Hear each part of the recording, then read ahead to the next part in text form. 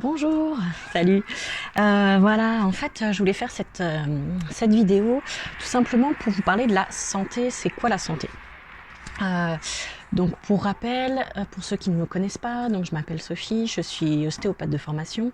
Et en fait, moi, mon objectif de plus en plus, c'est vraiment d'aider les personnes à se connaître en profondeur pour surtout mieux se comprendre et donc aller vers la bonne santé en fait. Voilà, parce que on nous l'apprend pas spécifiquement, et en tout cas, voilà. Donc ma mission, c'est un petit peu ça. C'est de vous accompagner, c'est de vous montrer ce qui est important pour vous, sachant que je ne détiens pas la vérité, mais que voilà, de par mon expérience, de par tout ça, j'ai l'expérience tout simplement. Comme l'accompagnateur en montagne, quand il est en montagne, qu'il est capable de vous montrer le chamois, et que vous n'avez pas l'habitude de voir des chamois, donc vous le voyez pas. En fait, tout simplement, c'est juste ça. Et donc, c'est quoi la santé? Je vais juste revenir en fait sur la définition du dictionnaire médical de l'Académie de médecine, de la version de cette année, de 2020, qui dit, donc, qui rappelle en fait la définition de l'OMS, et qui va après, il y a d'autres compléments. Donc la santé, c'est un état de complet bien-être physique, mental et social, et qui ne consiste pas seulement en une absence de maladie ou d'infirmité. Donc ça, c'est la définition vraiment de l'OMS de 1946, donc elle remonte pas mal. C'est une définition qui est quand même, on va dire, statique, synonyme de bonne santé, mais il y a aussi toute la version dynamique qui se réfère en fait à l'obligation faite à l'homme et à tout être vivant de s'adapter en permanence au changement. Et en fait, je trouve que ça, c'est hyper important, hyper intéressant que ce soit rajouté, parce qu'en fait, on a souvent tendance à se dire que c'est immuable, que voilà, ça y est, on prend un traitement aujourd'hui et ça y est, on est bon pour toute la vie. Non, en fait, on va être en permanence en train de s'adapter, et ça, c'est la vie, ça fait partie de la vie. Et voilà, il y a le cycle des saisons, il y a le cycle de la journée, il y a tout ça, et donc on s'adapte en permanence à ça. Et je trouve que c'est vraiment très très sympa de remettre le truc dessus. Ensuite, toujours pour l'OMS, en fait, il distingue aussi donc la santé mentale, qui englobe donc toute la promotion du bien-être en général, la prévention des troubles mentaux, le traitement et la réadaptation des personnes atteintes de ces troubles. Mais c'est vraiment le bien-être en général. Donc c'est pas juste l'alimentation ou juste pas être malade, c'est aussi un aspect émotionnel, mental. Et je trouve que c'est d'autant plus important cette année. Avec la pandémie, de vraiment réintégrer le fait que la bonne santé, et en tout cas ce qui est essentiel à l'homme, c'est pas juste manger. Et le contact humain est aussi essentiel. La nourriture psychique, émotionnelle, se cultiver, apprendre, c'est essentiel aussi à l'humain. Et voilà, je pense que mine de rien, tout ce qui nous arrive maintenant, c'est hyper intéressant d'un point de vue philosophique, mais donc d'un point de vue santé en général. Ce que j'ai apprécié aussi, c'est qu'il parle de la santé maternelle. Donc c'est tous les aspects en fait qui sont liés à la femme, donc au début de sa grossesse jusqu'à l'accouchement et même jusqu'au postpartum. Et c'est vrai que souvent on oublie un peu cette phase de postpartum. On parle éventuellement comment ça s'appelle, du baby blues, mais c'est pas que ça. Pour moi, il y a vraiment un phénomène très très large du postpartum. C'est pas que quelques mois après, ça peut être des années. Parfois, la femme traîne des choses toute sa vie, en fait, parce que le phénomène de la grossesse a été mal vécu. C'est aussi de par son bagage, etc. Mais je trouve que il y a beaucoup de symbolique liée à la femme, à la grossesse, au fait de donner la vie. Voilà, il y a un lien vraiment entre ce qu'on a été nous, enfants, comme on s'est incarné, etc. Donc on en reparlera dans d'autres vidéos. Pour moi, ça fait aussi partie de la santé. La santé de l'enfant aussi, donc de par les maladies infectieuses, de par la malnutrition. Donc bien sûr,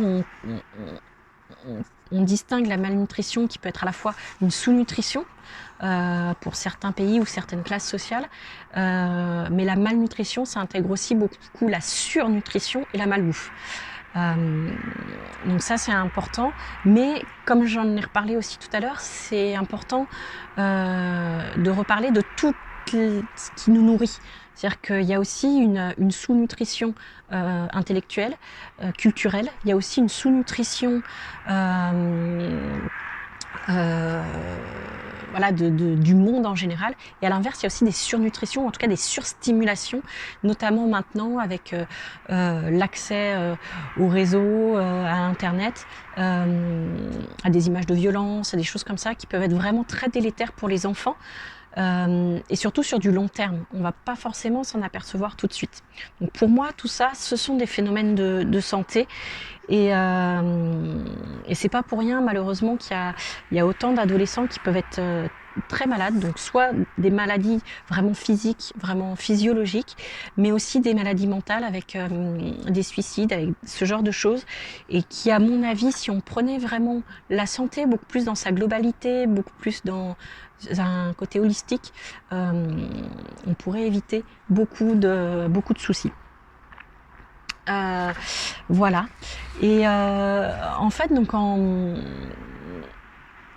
depuis quelques mois, voire quelques années en fait, donc je cherche à comprendre et à comment vous transmettre tout ça, tout ce qui m'anime. En fait, ce qui m'anime, c'est vraiment la santé, mais la santé au sens large, avec Adventure Bien-être. Donc maintenant, alors j'étais encore à Vars, donc je crois qu'Adventure Bien-être a vraiment pris sens en 2010-2012, un truc comme ça. Pour moi, c'était vraiment santé, sport, nutrition. Alors sport, c'est plus le mouvement. En fait, la nutrition, c'est vraiment ce qu'on va amener, donc à la fois avec l'aliment, avec le culturel, etc., la respiration. Et en fait, en continuant mes expériences, donc à la fois dans mes lectures, à la fois dans mes expérimentations, donc ce que moi je vais aller tester, donc que ce soit dans l'alimentation, la respiration, la méditation, le yoga, le jeûne, etc. Je m'aperçois qu'en fait tout ça, c'est basé sur les lois du vivant, qui sont des lois immuables, qui sont paradoxalement assez méconnues. Même moi, au départ, je ne les connaissais pas. En fait, je les faisais parce que pour moi, c'était du bon sens. Et en fait, ça a des noms, tout simplement. Donc, je me suis aperçue que il y avait des choses issues de l'hygiénisme. Voilà. Alors, je dirais pas que je suis une hygiéniste parce que je fais pas tout et qu'il y a des choses qui, pour l'instant, en tout cas, je suis pas prête à avoir cette philosophie 100% hygiéniste, mais en tout cas, il y a des choses qui sont vraiment issues de ça. La loi de l'Hormèse, qui est en fait tout simplement tout ce qui ne nous tue pas nous rend plus forts. Et voilà, toutes ces pratiques qui nous permettent en fait de nous... alors pas forcément d'aller au-delà de nous-mêmes, parce que je trouve que c'est une expression un peu bizarre, mais ni de... Quand on dit de sortir de sa zone de confort, j'aime pas trop non plus, parce que voilà, je préfère le terme de élargir notre zone de confort. Ça oui, on l'élargit, on va un petit peu... Enfin voilà, on augmente notre périmètre, mais on va pas au-delà. Enfin, voilà, on va pas aller plus vite que la lumière, on va pas aller plus vite que le son. Enfin, voilà, on va pas au-delà, mais en tout cas, on élargit nos compétences, on élargit notre domaine de compréhension. Et voilà, selon le schéma spirituel, on peut dire on s'élève ou on devient plus lumineux. Voilà, alors après, pour la petite parenthèse, je m'appelle Sophie. Sophie, c'est la sagesse. Et c'est vrai on dit aussi que quand on vieillit, on va vers la sagesse. Et je trouve que pour moi, c'est un petit peu tout ça aussi. Hein. C'est toute notre expérimentation, tout ce qu'on vit nous amène en tout cas vers ça. Enfin, en tout cas, a priori, le but, en tout cas, c'est, je pense, d'aller vers quelque chose qui s'améliore, qui d'avoir un mouvement, en tout cas, et d'aller... voilà, d'avoir une progression, tout simplement. Notre perfection, elle est là, c'est d'être dans la perfection, dans la progression. Voilà, parce qu'après, la perfection en tant que telle n'existe pas. Voilà, on ne pourrait pas définir ce que c'est que la perfection. Je vais juste revenir du coup sur l'hygiénisme et puis après sur la loi de l'Hormèse, qui sont deux autres définitions, mais pour moi qui vont complètement avec la santé. Donc l'hygiénisme, en fait, concrètement, c'est une conception qui est née aux États-Unis. Alors ça me fait toujours rire quand voilà, on a l'impression que tout est né des États-Unis. Comment ferions-nous sans les Américains? Bref, c'est pour mon côté un peu... voilà, je pense que l'hygiénisme, en fait, a toujours existé. Parce que, tout simplement, ça se rattache... c'est une synthèse des lois de la vie. Donc les lois de la vie, pour moi, la médecine ayurvédique utilise les lois de la vie depuis le début. La médecine chinoise, pareil. Donc je vois pas en quoi c'est né des États-Unis, mais bon, c'est pas grave. Donc voilà, tout est régi par des lois naturelles. Et en soi, je trouve que je suis hygiéniste dans le sens où, pour moi, c'est logique d'être sur des lois naturelles. Et je trouve que l'humain, de plus en plus, s'éloigne complètement de ça. Il veut jouer au petit magicien, il veut jouer au... Il veut toujours tout manipuler, tout contrôler. Voilà, il veut contrôler la vie, il veut transformer la vie, il veut la modifier, il crée des nouveaux organismes. Non, enfin voilà, il y a des lois de la vie, respectons ces lois. Je veux dire, il y a les lois du gouvernement, quand on les respecte pas, on va en prison, on a une amende. Et quand on respecte pas les lois de la vie, ah ben non, on s'en fout, on va aller contre les lois de la vie, on veut aller contre les lois de la vie. Non, respectons les lois de la vie, de toute façon c'est elle qui va gagner. C'est pas pour rien que il y a des phénomènes naturels qui nous rattrapent. Enfin, ça c'est mon point de vue. Pour moi, c'est pas pour rien. C'est-à-dire que c'est un peu voilà, c'est les lois de la vie qui nous rattrapent et qui nous dit mais vous faites quoi? Vous faites que des conneries. Donc à un moment donné, eh ben on vous punit aussi. Alors quand je dis on vous punit, c'est pas le châtiment. Enfin, pour moi, c'est pas le châtiment de Dieu qui va punir machin. Après, peu importe, on croit ce qu'on veut. Mais pour moi, c'est juste les lois de la vie qui sont ou pas respectées. Quand on les respecte, tout se passe bien. Quand on ne les respecte pas, bah, ça se passe pas bien. Voilà. Après, malheureusement, il y a certaines lois gouvernementales qui sont pas que liées à la France. Hein. Je suis chauvine sur des choses, mais pas là-dessus. Enfin, faut arrêter de dire aussi que tout est la faute du gouvernement. Ça a bon dos le gouvernement, mais il y a des lois dans plein de pays qui sont pourries et qui vont à l'encontre des lois de la vie. Il y en a en France qui vont à l'encontre des lois de la vie, et il y en a dans d'autres pays qui vont à l'encontre des lois de la vie, et on a des lois qui vont dans le même sens que les lois de la vie, donc tant mieux. Tout n'est pas pourri non plus. Mais en tout cas, cette loi de la vie, ça sous-tend surtout que... ça rappelle surtout que le corps, quel qu'il soit, enfin le corps humain, mais aussi le corps de tous les êtres vivants, les animaux et même les plantes, on a cette capacité d'auto-guérison. Et ça, même si on ne l'explique peut-être pas tout entièrement aujourd'hui dans le domaine scientifique, on le prouve quand même de plus en plus, que ce soit au niveau moléculaire et au niveau aussi de la physique quantique. Au niveau de tout ça, on s'aperçoit que le vivant a tout pour s'auto-gérer, s'auto-guérir et bien fonctionner et être dans un état d'équilibre. Et en fait, l'objectif, c'est ça, c'est d'être équilibré. Et en fait, quand on supprime la cause, bah, l'équilibre revient de lui-même. En fait, c'est vraiment réimaginer cette balance-là. Alors, j'ai pas assez de recul, mais cette balance qui... voilà, le déséquilibre, c'est ça. Et quand on enlève le truc, bah, on rééquilibre. Et il ne s'agit pas forcément de remettre quelque chose de l'autre côté. Mais en tout cas, voilà, le vivant, la vie veut se rééquilibrer dans quoi qu'il arrive, quoi. C'est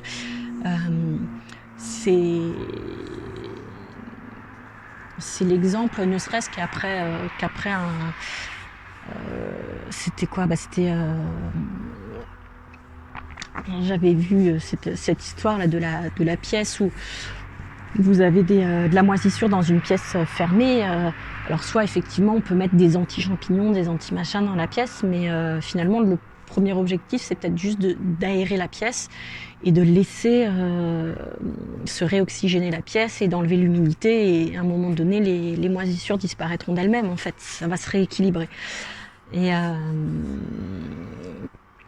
voilà, et pour moi c'est quelque chose en fait qui est dans ma tête depuis longtemps. Et voilà, et donc j'en parle régulièrement en cabinet. Alors des fois j'ai pas les mots, mais de plus en plus ça se construit et ça se confirme, et donc je trouve que c'est plutôt pas mal.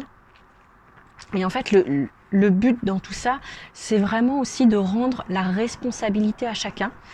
On a tous notre propre responsabilité pour nous, pour notre corps, pour notre âme incarnée, on est responsable de nous-mêmes en fait. Et de par notre attitude, de par notre état d'esprit, de par tout ça, on est vraiment responsable, et on est libre et on est autonome. Et en fait, ça c'est hyper important. Alors c'est pas toujours, enfin parfois on le comprend, mais on ne sait pas comment le mettre en action.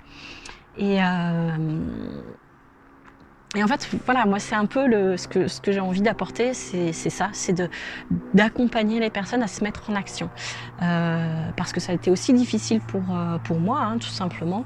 Mais c'est aussi parce que je le vois en face tous les jours quand je suis au cabinet.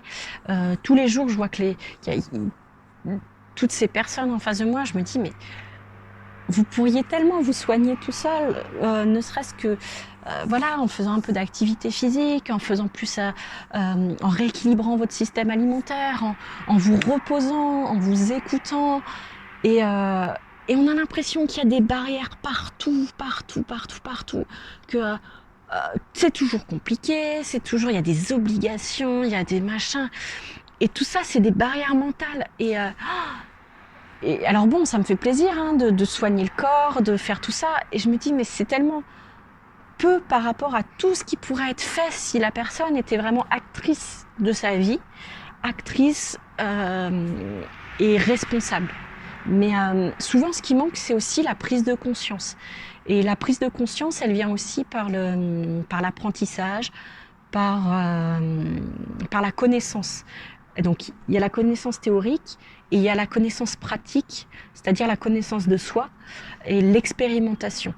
Mais c'est vrai que si on n'en prend pas conscience, on l'expérimente pas en fait, ou alors vraiment très frontalement parce que voilà, on a une maladie, parce que on a la perte d'un être cher, etc., qui fait qu'on est obligé de se retrouver face à soi-même.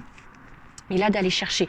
Mais c'est pareil, dans ce type de situation, il y a des personnes qui vont complètement subir ça, donc qui vont pas réussir à sortir du deuil parce qu'elles vont complètement subir la chose, et que malgré l'épreuve, malgré ce que nous a mis la vie sur le chemin, on regarde toujours pas ce qui se passe en nous et ce qu'il y a à modifier et à faire évoluer en nous.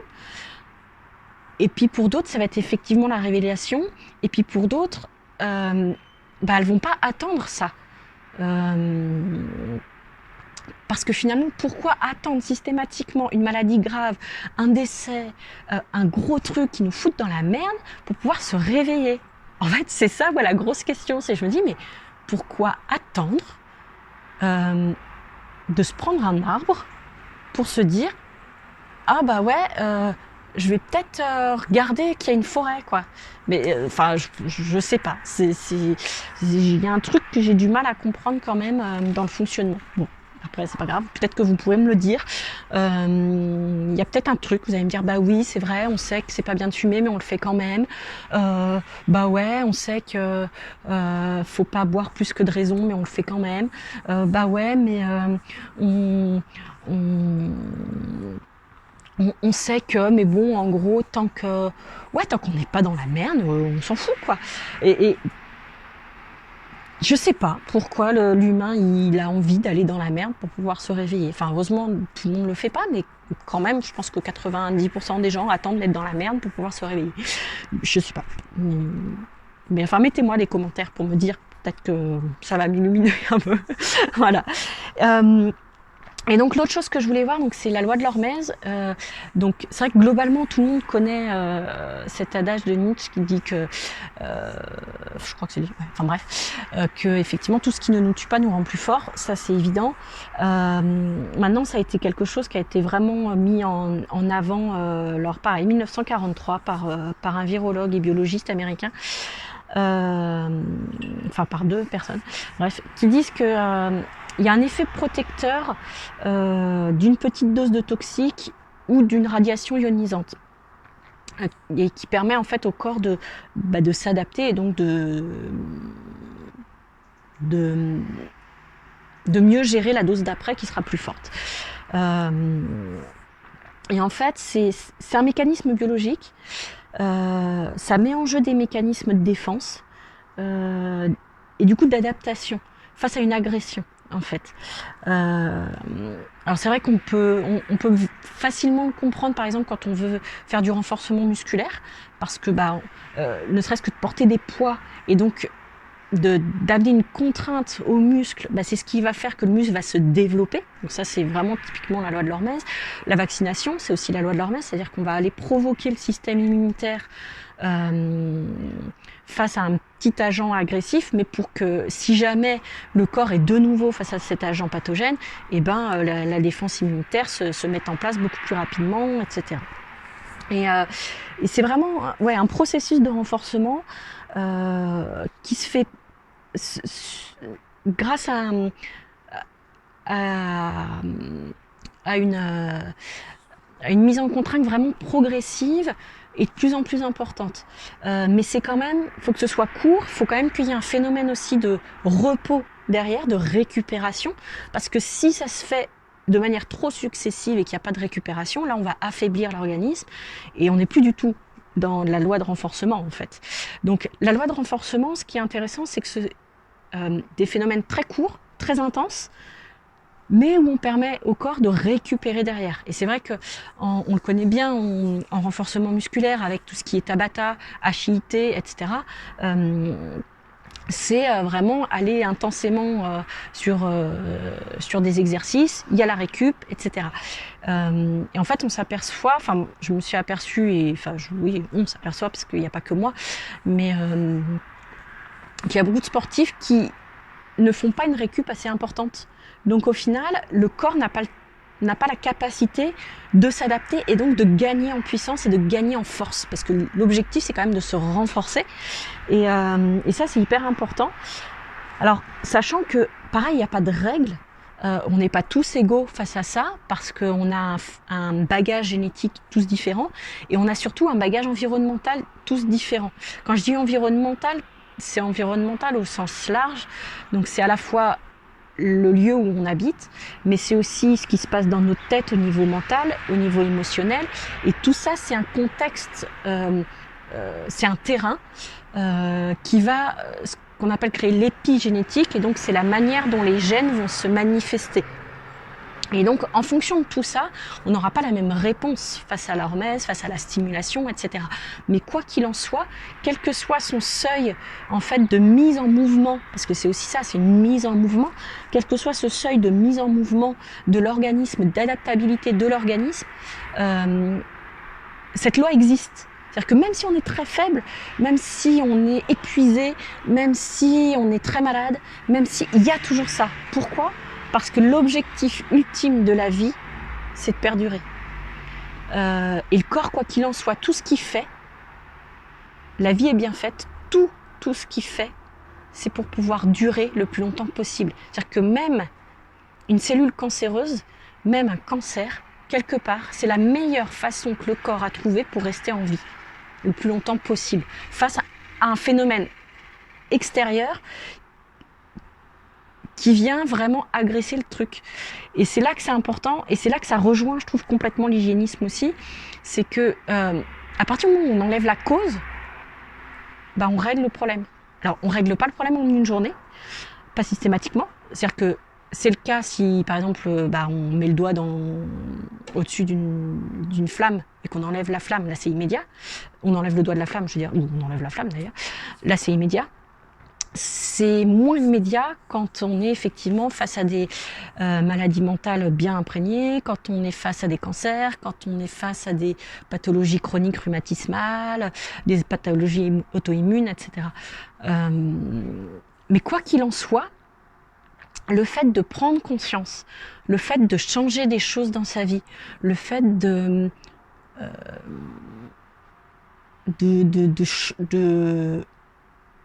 chercher à évoluer différemment va forcément être positif. Il y aura automatiquement un effet positif. Voilà. Donc, j'espère que toutes ces définitions vous ont plu, vous ont intéressé, vous ont un peu éclairé. Et voilà, donc sachez que moi ça me touche énormément. C'est vraiment quelque chose que j'ai envie de partager. Donc n'hésitez pas à me mettre des commentaires, n'hésitez pas à me contacter en message privé. Sur ma boîte mail éventuellement. J'ai un groupe aussi privé où on va parler, enfin où on parle beaucoup plus de tout ça, beaucoup plus précisément. Et voilà, mon objectif c'est d'accompagner au mieux les personnes sur ces lois de la vie, de m'accompagner moi aussi, parce que le chemin il n'est pas fini, c'est pas stop, ça y est, j'ai tout fait et je m'arrête. Non, non, c'est tout le temps. Et je pense que voilà, je suis pas la même Sophie qu'il y a quelques mois, qu'il y a quelques années, et dans quelques mois et dans quelques années, je serai pas la même. Donc je serai la même intrinsèquement, mais j'aurai plus de cheveux blancs. Et enfin voilà, on évolue. Alors on change pas complètement, mais en tout cas on évolue. Et je pense que si, on peut quand même changer sur pas mal de choses.